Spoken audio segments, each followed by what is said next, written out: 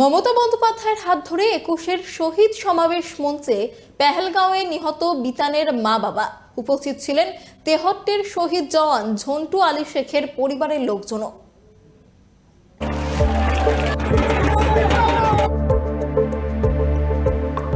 ২১শে জুলাই পালিত হলো তৃণমূলের শহীদ দিবস। আর সেই শহীদ দিবসের মঞ্চেই দেখা গেল এক অন্য শহীদের পরিবারকেও। সোমবার তৃণমূল সুপ্রিমো মমতা বন্দ্যোপাধ্যায় যখন শহীদ দিবসের মঞ্চে উঠলেন, তখন তার সঙ্গেই উঠতে দেখা গেল পেহেলগাঁওতে মৃত পর্যটক বিতান অধিকারীর মাকে।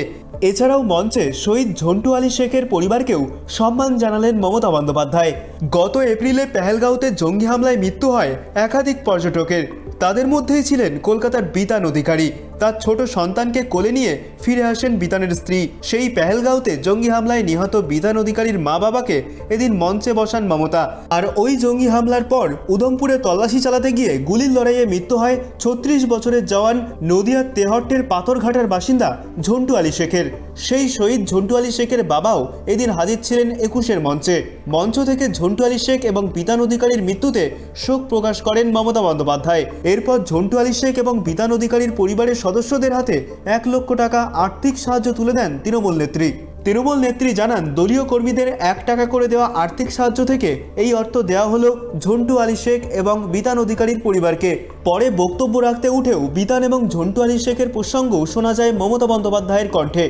আমি সম্মান জানাই সমস্ত শহীদ পরিবারকে এবং ঝন্টু আলী শেখ দেশের জন্য যিনি নিবেদিত প্রাণ, তার বাবা সবুজ আলী শেখ এখানে এসছেন, আমরা তাকে আমাদের সালাম জানাই। বিতান অধিকারীর বাবা বীরেশ্বর অধিকারী, মা মায়া অধিকারী এসছেন, তাদেরও আমরা প্রণাম জানাই। উল্লেখ্য, চলতি বছরের এপ্রিল মাসে জম্মুর উদমপুরে তল্লাশি চালানোর সময় জঙ্গিদের সঙ্গে সেনার গুলির লড়াইয়ে শহীদ হয়েছিলেন জওয়ান ঝন্টু আলী শেখ। অন্যদিকে ফ্লোরিডায় কর্মরত পাটুলির বাসিন্দা বিতান অধিকারী পেহেলগামের জঙ্গি হামলায় নিহত হয়েছিলেন। সেই ঘটনার পরে বিতানের পরিবারের সঙ্গে কথা বলেছিলেন মমতা বন্দ্যোপাধ্যায়, তার পাশে থাকার আশ্বাসও দিয়েছিলেন। Bureau report, tribe TV Bangla.